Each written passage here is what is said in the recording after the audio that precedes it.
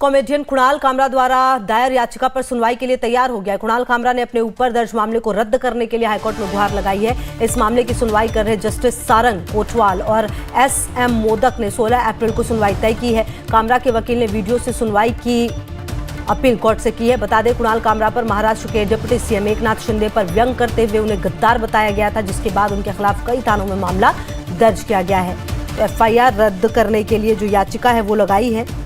और आपको बता दें कि बॉम्बे हाईकोर्ट का रुख किया था और कुणाल कामरा की याचिका पर अब सुनवाई होगी हाईकोर्ट में। क्या कुछ दलीलें रखी जाएंगी ये देखना महत्वपूर्ण है। कुणाल कामरा की याचिका जो दी गई है उस पर सुनवाई होगी, आपको बता दें। और कुणाल की जान पर खतरे का जो हवाला है वो भी दिया गया है। जिस तरीके से ये पूरा मामला आगे बढ़ा, आपको बता दें कि कई थानों में मामला दर्ज किया गया। इससे पहले पुलिस भी लगातार समन भेजती रही, लेकिन आए नहीं पूछताछ के लिए। और अब आपको बता दें कि बॉम्बे हाईकोर्ट में 16 अप्रैल की वो तारीख तय की गई है जिसमें सुनवाई होनी है। और वीडियो कॉन्फ्रेंसिंग के जरिए आपको बता दें कि शामिल होंगे। और बॉम्बे हाईकोर्ट ने मंगलवार को, आपको बता दें। और अभिषेक हमारे सहयोगी ज्यादा जानकारी के लिए इसी खबर पर हमारे साथ जुड़े। अभिषेक, बॉम्बे हाईकोर्ट की तरफ से जो याचिका है उस पर अब सुनवाई होगी, तारीख सामने आ गई है। वीडियो कॉन्फ्रेंसिंग के जरिए कुणाल कामरा जो है वो पेश होंगे। क्या कुछ इस पूरे मामले में अपडेट सामने आ रहा है अभिषेक? देखिए, दो चीजें बता दूं। बिल्कुल, कुणाल कामरा की तरफ से बॉम्बे हाईकोर्ट में जो रिट पिटीशन दाखिल की गई है, यह दाखिल की गई है कि जो केस उनका जो एफआईआर किया गया उनके खिलाफ उसको केस किया जाए। जब बॉम्बे हाईकोर्ट से उन्होंने अपील की हुई है इस पूरे मामले को लेकर, चूंकि कल ही फाइल किया गया और चूंकि इसकी सुनवाई आगे होनी थी, लेकिन अर्जेंट में सुनवाई इसको रखा गया और सुनवाई आज हो रही थी। चूंकि सरकारी पक्ष से बॉम्बे हाईकोर्ट की तरफ से पूछा गया सरकारी पक्ष से कि क्या आप लोग बहस के लिए तैयार हैं, इस पर सरकारी पक्ष की तरफ से साफ साफ कहा गया कि नहीं, चूंकि हमको नोटिस कल मिली है इसलिए हमें और समय चाहिए होगा इस पूरे मामले पर आर्गुमेंट करने के लिए, तो समय के लिए कुछ और वक्त दिया जाए। और यही कारण है कि बॉम्बे हाईकोर्ट ने इस पूरे मामले की सुनवाई 16 अप्रैल तक के लिए टाल दी।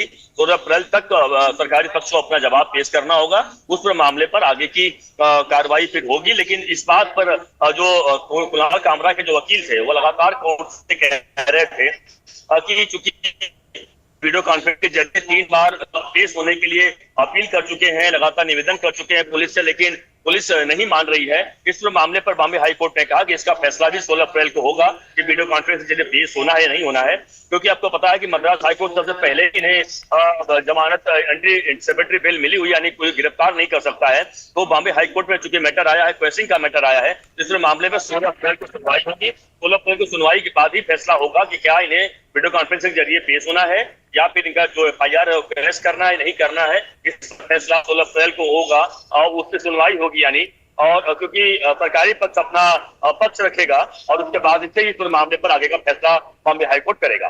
बिल्कुल। और अभिषेक, ये भी देखना महत्वपूर्ण होगा जिस तरीके से अगर इस पूरे मामले को हम देखें तो कुणाल कामरा ने कभी ना माफी मांगने की बात कही, ना वो कहीं झुकते हुए नजर आए। और सबसे बड़ी बात ये भी कि कुछ दिन पहले जब उनके कुछ शो वगैरह कैंसिल हुए, उन्हें उससे हटाया गया, तो भी अपनी भड़ास निकालते हुए नजर आए। मतलब कुल मिलाकर इस पूरे मामले में ऐसा लगता नहीं है कि उनकी तरफ से मतलब ये कहा जा सकता है कि भाई कोई बात ऐसी हुई है जो गलत हुई है। वो अपने आप को हमेशा से सही बता रहे हैं कुणाल कामरा।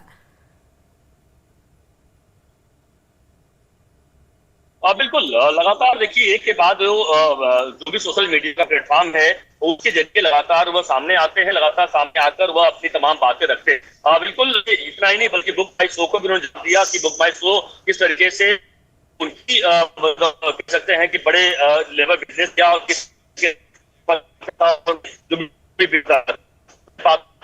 किया है।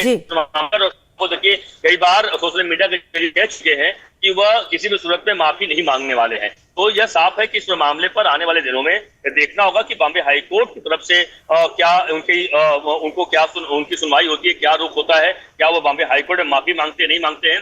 लेकिन उनके रुख को अगर देखें तो साफ साफ समझ में आ रहा है कि माफी मांगने के मूड में दिखाई नहीं पड़ रहे हैं। ठीक है अभिषेक, लगातार नजर रहेगी। फिलहाल बहुत शुक्रिया आपका इन तमाम जानकारियों के लिए। बढ़ते आगे।